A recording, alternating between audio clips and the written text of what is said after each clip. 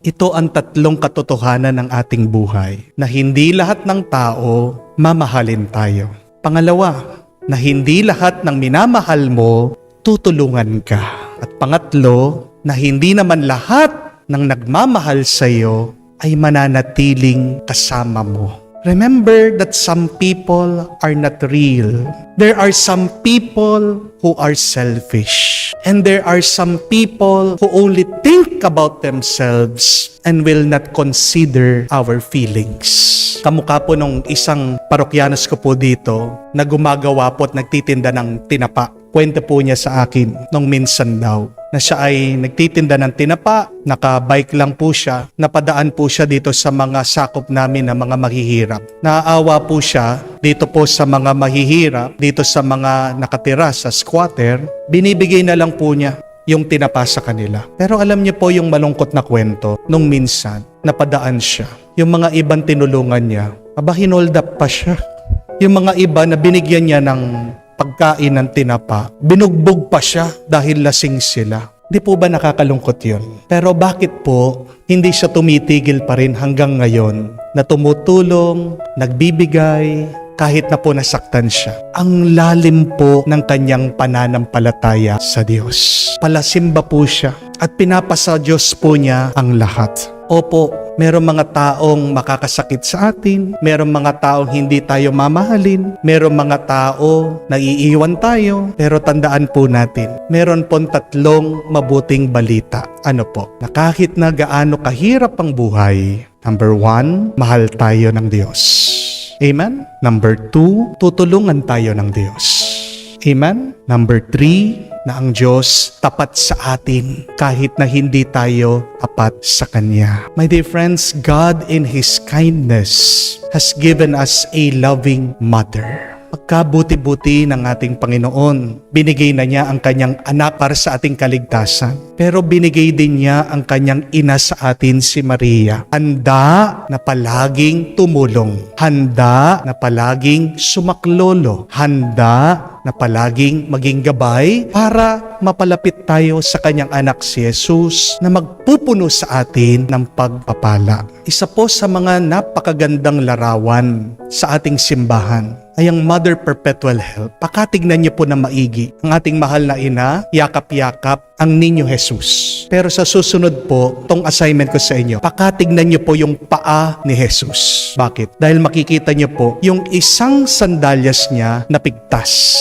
nasira. At ito daw po ay simbolo ng paparating na paghihirap at pagdurusa ng ating Panginoon. Ang kwento po, ang Niño Jesus, nakita po niya sa isang vision, yung magiging kinabukasan niya. At natakot daw po, tumakbo sa kanyang ina. Kaya nga po, yakap-yakap ni Maria ang kanyang anak. Mary is consoling His Son. At ganyan din po ang papel ng ating mahal na ina sa atin. Meron tayong isang mabait at banal na nanay, nakahanda na yumakap sa atin, na umakay sa atin, nakahanda na paramdam ang kapayapaan sa atin. Makakaasa tayo na kung tayo ay lalapit sa Kanya, tutulungan at tutulungan niya tayo. Napakaganda nga po nung sabi ni Saint Maria Escriba, sabi niya, that we should love Our Lady because she will obtain abundant grace for you to conquer your daily struggles.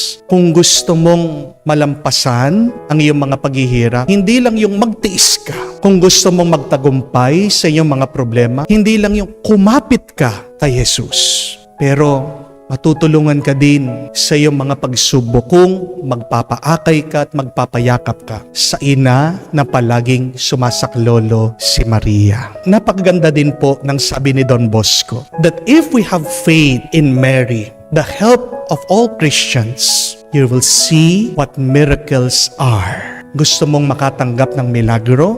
Lumapit ka sa ina ni Jesus. Dahil kung tatandaan niyo po, dahil sa Kanya, nagkaroon ng unang milagro sa bagong tipan. Ano ang unang milagro na ginawa ni Jesus? Na ang tubig naging alak. Sabi ni Jesus, hindi pa oras, hindi pa panahon. Pero dahil humiling ang kanyang mahal na ina, si Maria, sa kanyang anak, sabi niya, anak, wala silang alak. Ginawa niya, nagkaroon ng milagro dahil humiling, nagpatulong si Maria. Magkakaroon din ng milagro sa buhay mo kung hihiling ka at magpapatulong sa Kanya.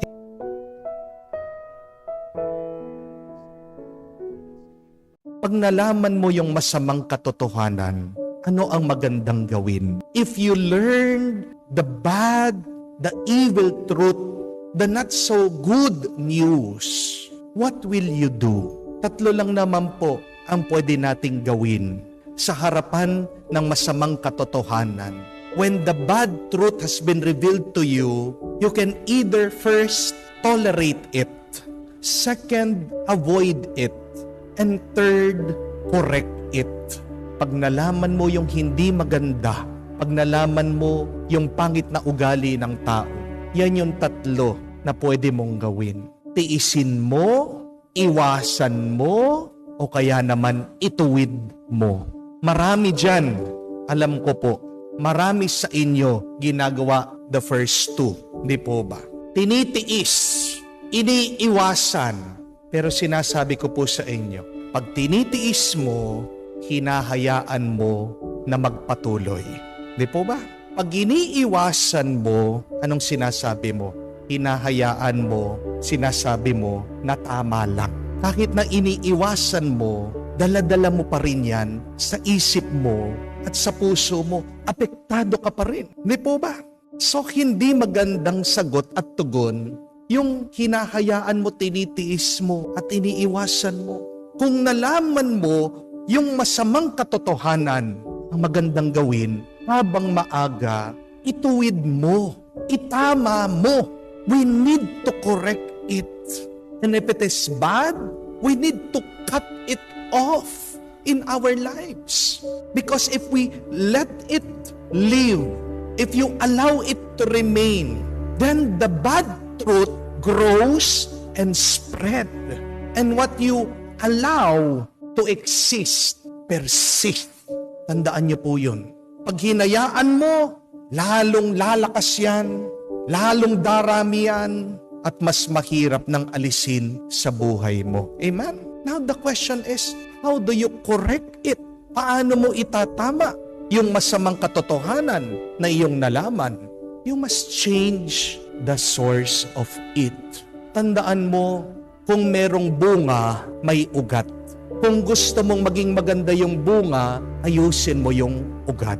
Meron ngang kasabihan if you don't like the things that are happening in your life, then move. You are not a tree. Umalis ka. Ayusin mo. Kung hindi mo gusto yung sitwasyon o nararanasan mo sa iyong buhay. Remember, the Lord said that we are the branches. And the branch can change vines or tree. Kaya nga po merong grafting Hindi po ba? Kung hindi na maganda ang epekto sa iyo, umalis ka, pero maghanap ka ng ibang pagmumulan ng buhay at ng lakas mo. Kamukha na lang po, tingnan niyo. Pag mahina yung internet, anong gagawin mo? Pagtitiisan mo na lang? Ginaganyan yung provider mo? Di po ba? Pag mahina yung daloy ng tubig, anong gagawin mo? Titiisan mo na lang yun. Pagtsatsagaan mo na lang yun. Pag mahina yung tubig, tingnan mo saan pa may sira na tubo. Pag ayaw mo yung internet dahil mahina, maghanap ka ng ibang pinagmumulan ng iyong signal. Kung merong masama na nangyayari sa inyong pagsasamang mag-asawa, kung hindi mo na gusto yung nangyayari sa inyong pamilya, kung ayaw mo na yung nangyayari dyan sa iyong trabaho, then change the source of it. Find another source for your life. Pag may masama na nangyayari sa ating buhay, ibig sabihin, hindi tayo nakakonekta sa Diyos. Yan lang yung magandang source. Yan yung pinakamabuting pagmumulan ng ating buhay at karanasan. Sa Diyos lamang.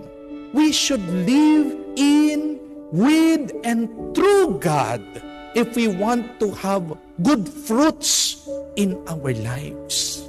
That is the good correction that we must do in our life. Kung nahihirapan kayo, kung may problema kayong mag-asawa, subukan nyo. Magdasal kayo, magsimba kayo. Kayong magpapamilya. Kailang kayong sama-sama na pumasok, nagsimba sa loob ng simbahan. Kung meron kang problema sa iyong trabaho, tanong mo sa iyong sarili, bago ka ba magtrabaho? Nagdadasal ka ba? What is the source of your life? If you are not connected with God, do not expect to have good fruits in your life. Yan yung magandang pagtutuwid na kailangan nating gawin sa ating buhay. My dear friends, time will reveal everything. So, if there are good things that are happening in your life, thank the Lord, magpasalamat ka. Merong mga mabubuti na nangyayari sa iyong buhay. But if there are bad things that are happening in your life, do not tolerate it. Do not avoid it. Face it. Correct it. Go back to the Lord. Dahil pag tayo nabubuhay sa Diyos, diyan lang tayo magkakaroon ng mabuting buhay at mabuting bunga sa ating buhay.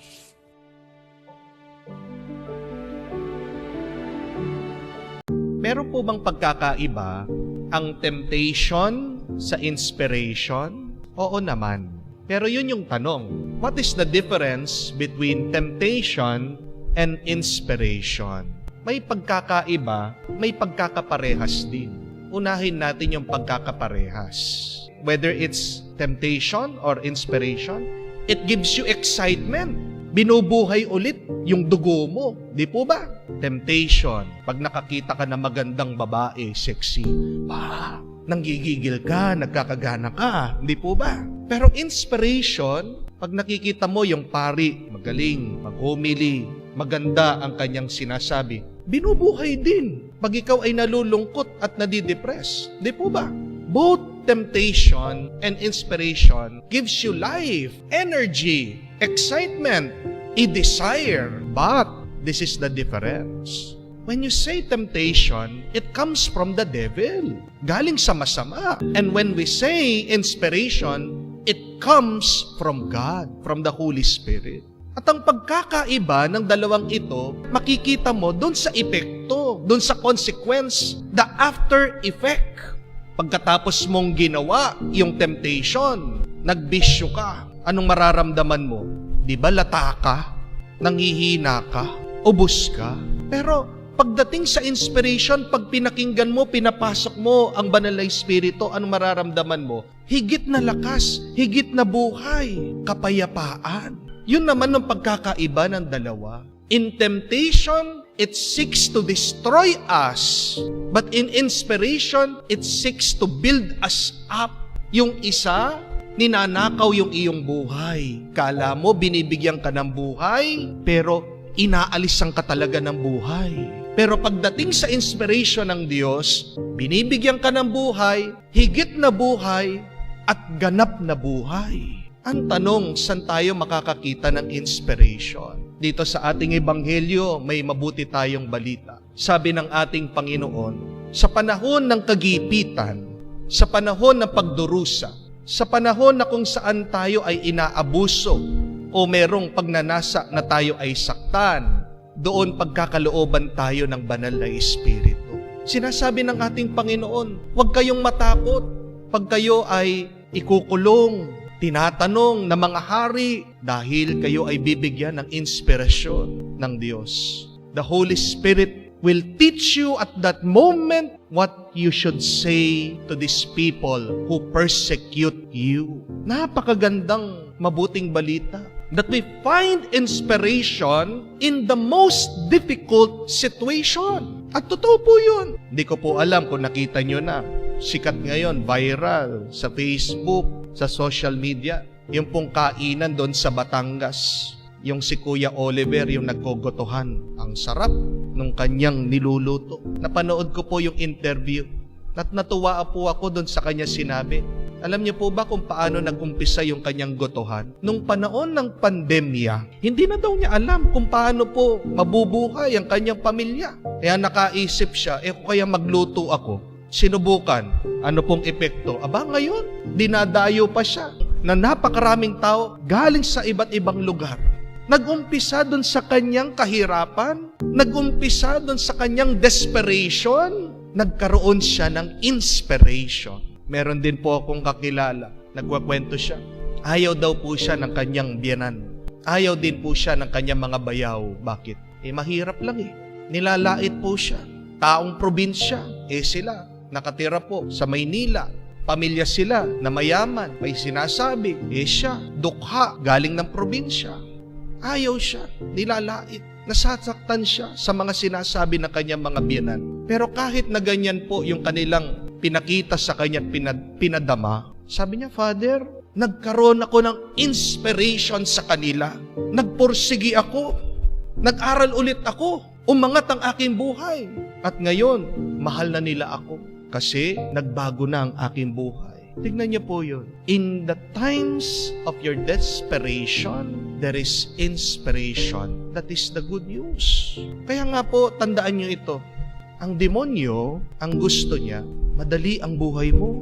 Gagawin ng demonyo ang lahat para maging magaan ang iyong buhay. Dahil pag komportable na ang iyong buhay, wala nang darating na inspiration sa iyo.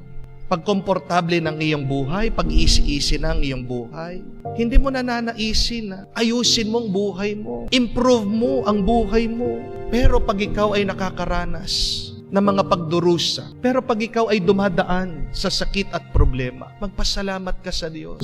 At tandaan mo that in times of desperation, there comes the inspiration of God.